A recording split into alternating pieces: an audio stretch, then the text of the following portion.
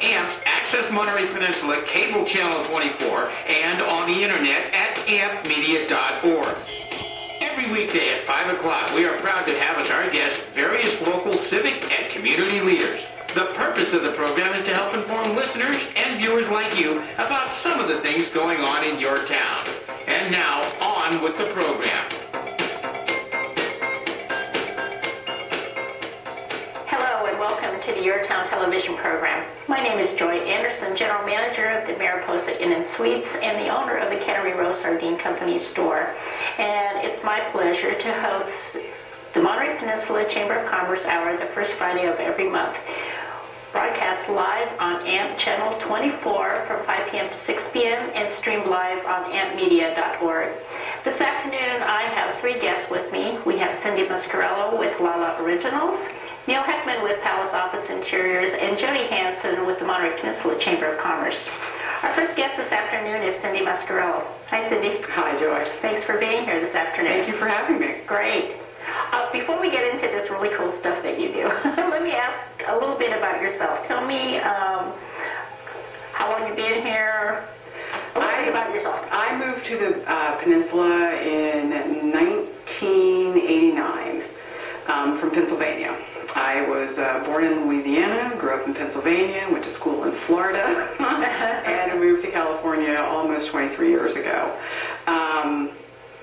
I have been in corporate America most of my life. I started early on. I worked for my father, actually, when I was started, I think, in 6th grade. Oh, wow. And then I started running a portion of his company. And when I moved out here, I had various different jobs over the years, and for the last 13 to 15 years, I worked for a local insurance company.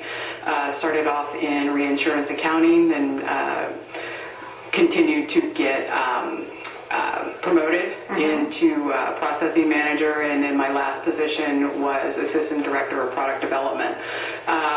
My skill sets basically are varied. I've spent a lot of times over the years in marketing, sales.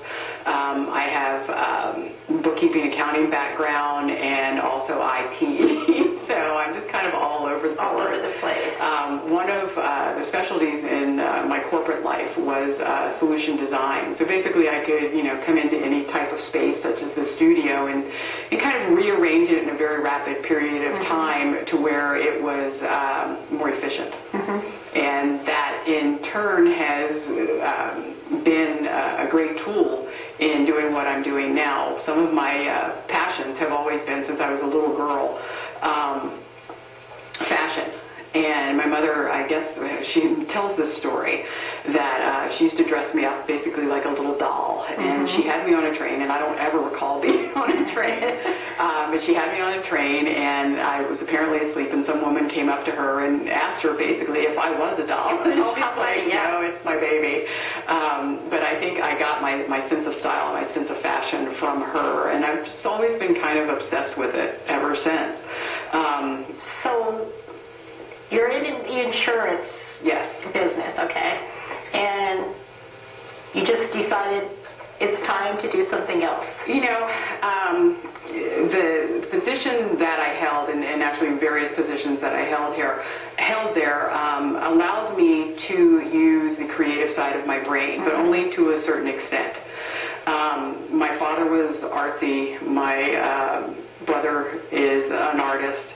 And my mother, in her own right, is an artist of sorts, and everybody in my family is creative. And there was something that was just pulling me for a long time. And it got to a place where I just wasn't filling my soul anymore. I was not really happy with what I was doing. I did it well. I was very effective at what I did. However, there was no passion left. I was just going through the motions. And I had taken a leave of absence, and during that time there was a lot of reflecting, and for probably about a period of a couple of years I was really just at this place where I was asking the universe, just where am I going, what am I doing, guide me, yeah, and just really open to whatever. And I took a short trip and went to go visit a girlfriend. And during that time was kind of where it was like, aha, you know, the light bulb went off. I know what I need to do. And I came back and I started that process. So now tell me about the business, LaLa Originals. LaLa Originals. Now, where does that name come from? Is there a story behind that? Yeah, there's a story behind everything I do. Several years ago, one of my girlfriends and I were with her daughter. At the time, she was 14, and we were in the car, and her name was Robin. And every time Robin would ask a question, you know, she was a 14-year-old. She's constantly talking. And I would look at her like, what? And I'd turn my head to the side, and then she'd say it again. I'd look at her again, and what? And so after, I don't know, about 3 or 4 whats, because she was making no sense to me at all, she finally looked at me and she goes, LaLa. And so that's kind of where, stuck, huh? yeah. And when you know, I started the business, that was just the name that popped in my head. And how this all came about, you know, again, I had thought of the process, and I'd been trying things on and off for about a year. And one morning I woke up, and it was kind of all my great ideas come in the middle of the night, and I was obsessed with making headbands, just obsessed. And in a week I made like 10 headbands. I had them, you know, all done and decorated.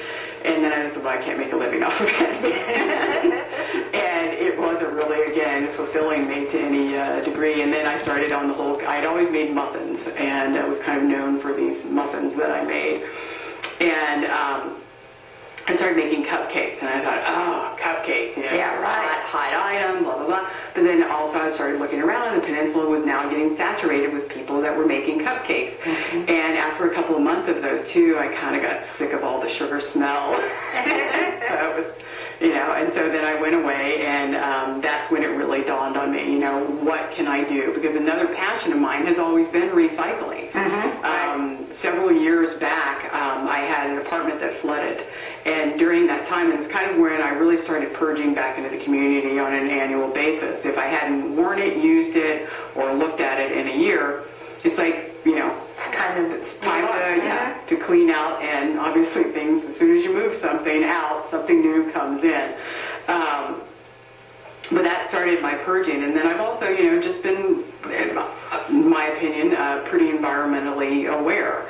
I'm still really bad with plastic bottles, but we won't talk about that.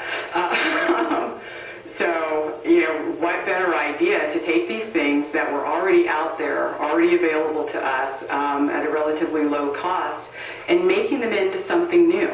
Mm-hmm. So it started off with a scarf very similar to what I have on, and this scarf is made from 2 bottom halves of shirts. These were men's shirts. This one happens to have a ruffle in it, but the first ones were just flat. It's what I call my flat scarf, mm-hmm. And you just fold them in half, wrap them around your neck, and we've tried to leave all of the original pieces on. Yes, so I noticed that with the buttons. This one has the buttons. Sometimes if there's like cleaning instructions, we'll leave those on if we can incorporate them in. But to me, it just adds another, you know, another decorative aspect to it. And you can actually tell what it was.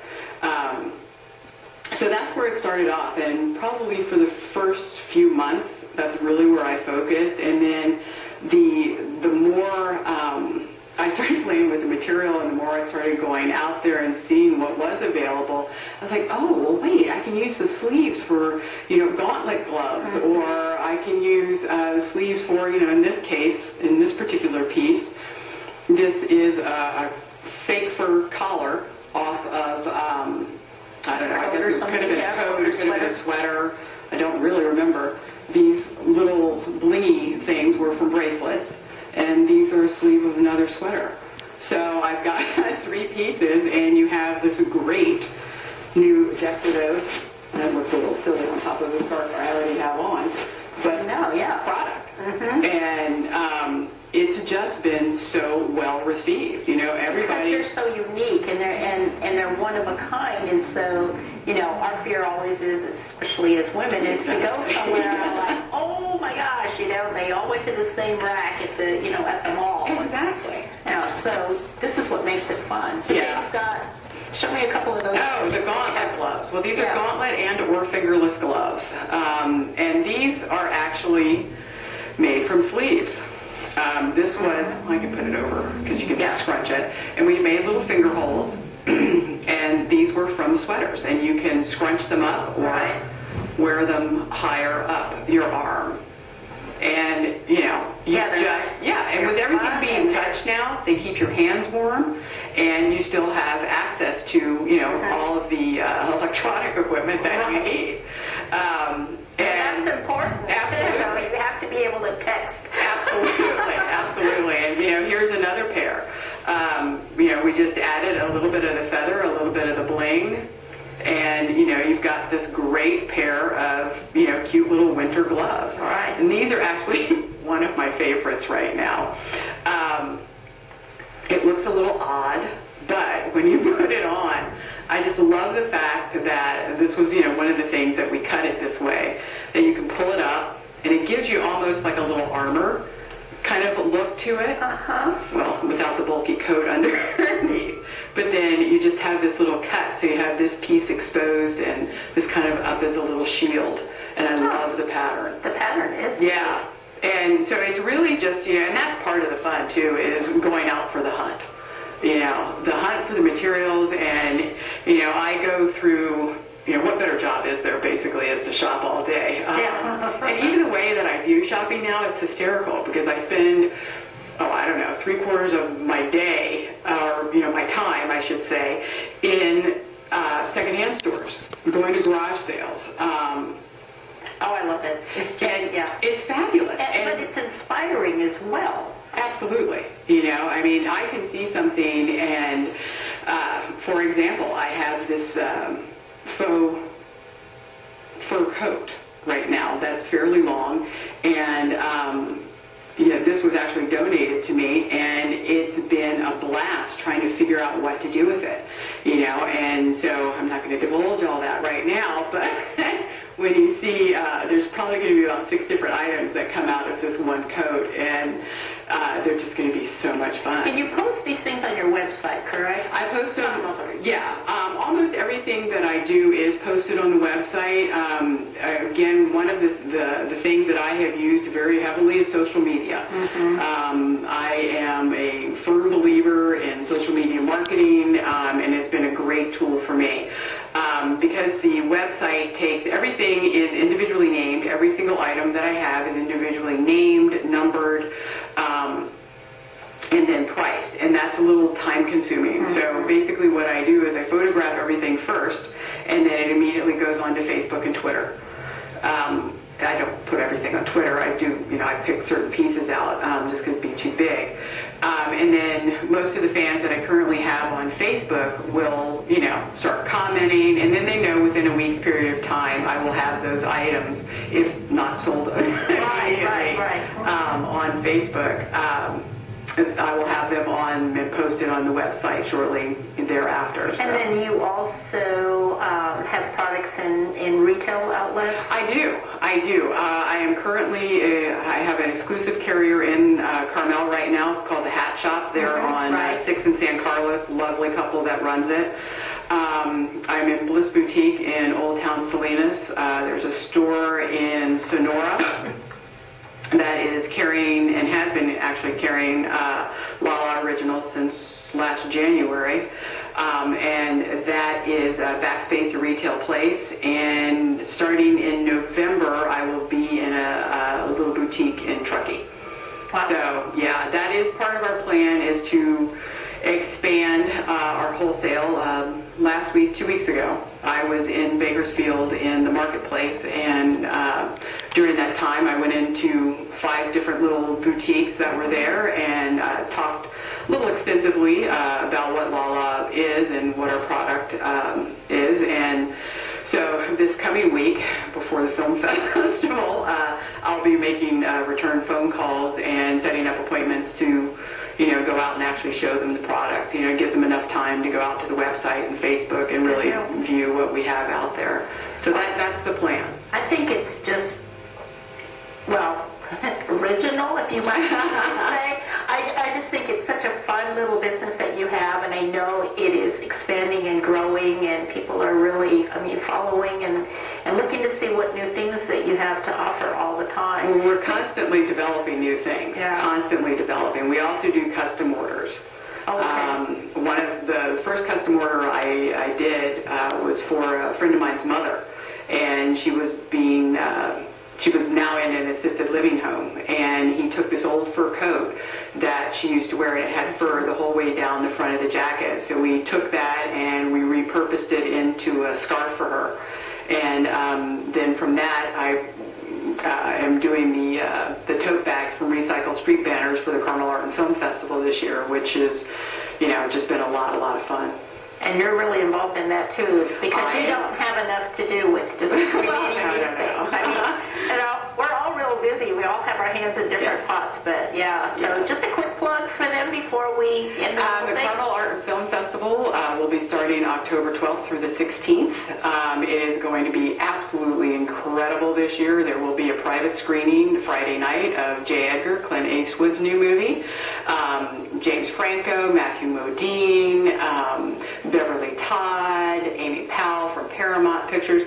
There's the whole town is just going to be swarming with celebrities, and the films this year are just amazing. And don't forget the art crawl. The gallery crawl and the art crawl is just going to be phenomenal Saturday night. There's going to be a live auction that's happening. Each gallery will have a painting donated by an artist that they will be able to bid on. So it's going to be lots and lots of fun. So just go to the website. www.carmelartandfilm.com. Okay, and tickets, passes are still available? They are still available. You can get individual day passes for all the movies in one day up till 5 p.m. Then there's packets, which start at 2:45 on up. Yes, and if you can, get the packet, because then you can get to everything. Yes. That's the way to go. Well, listen, Cindy, thank you so much for coming in today, showing us some of your items and telling us a little bit about yourself. I've really enjoyed it. Thank you. Best of luck next week at the film festival as well. Our next guest this afternoon will be Neil Heck.